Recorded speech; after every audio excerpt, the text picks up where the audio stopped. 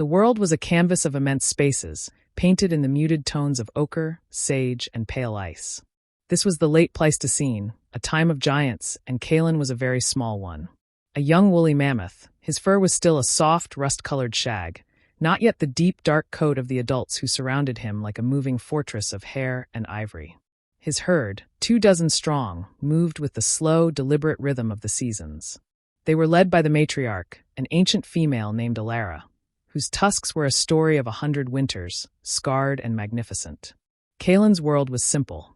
The comforting scent of his mother, the deep rumble of the herd's calls, and the endless search for the tough, dry grasses that poked through the cold earth. But Kalen was curious. While the others grazed, his eyes would follow the soaring flight of a steppe eagle or the fleeting shadow of a saiga antelope. This curiosity would be his undoing. One afternoon, as the low sun cast long shadows, he wandered from the herd, captivated by a cluster of vibrant purple flowers growing in the shelter of a glacial boulder. He had never seen such a color. He was so engrossed that he didn't notice the change in the wind.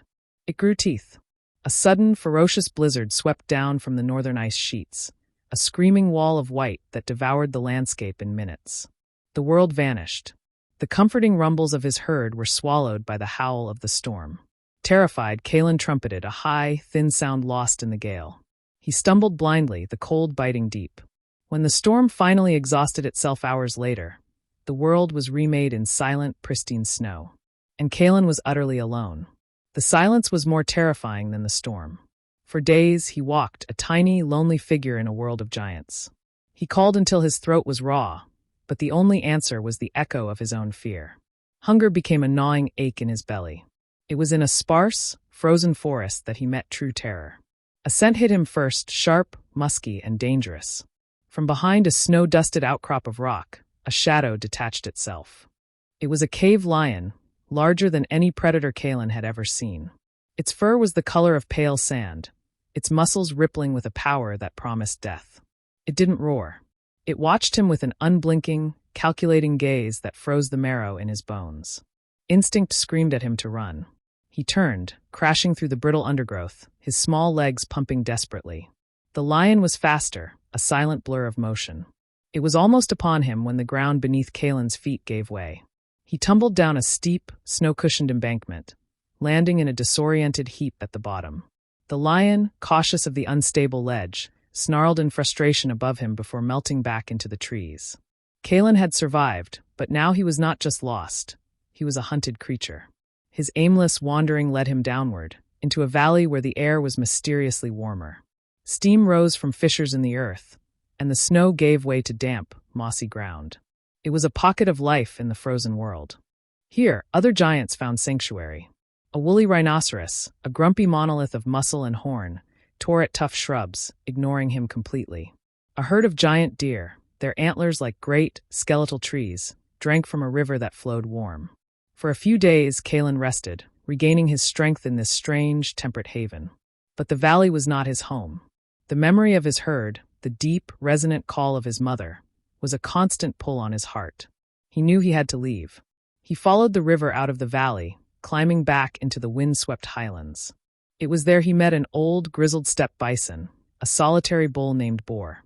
Boar was a mountain of muscle and matted fur, with immense, curved horns that had seen countless battles. He was traveling east, following an ancient migratory path etched into his very being. Boar regarded the small, lost mammoth with ancient eyes. He saw not a nuisance, but another solitary soul.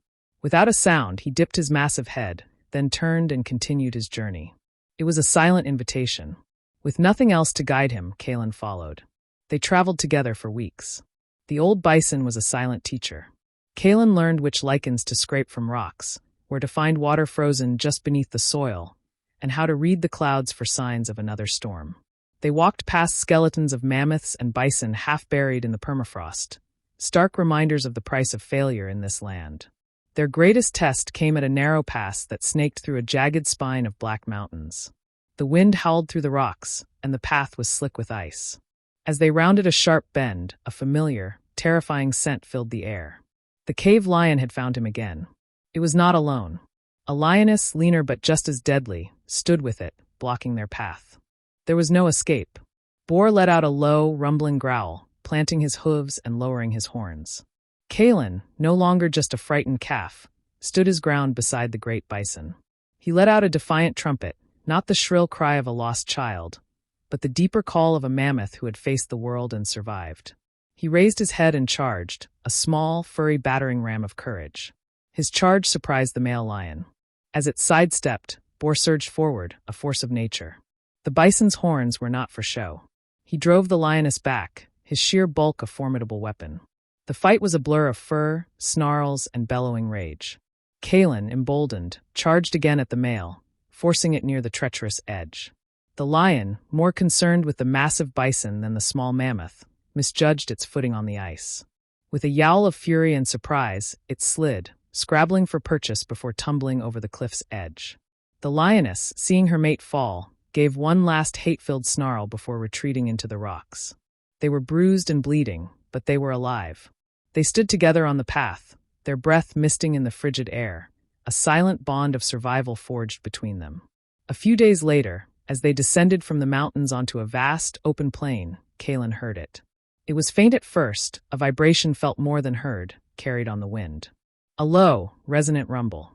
He stopped, his ears straining. Then it came again, clearer this time. It was the call of a mammoth herd. His herd. He trumpeted in response, a desperate, joyful sound that echoed across the plain. He looked back at Boar.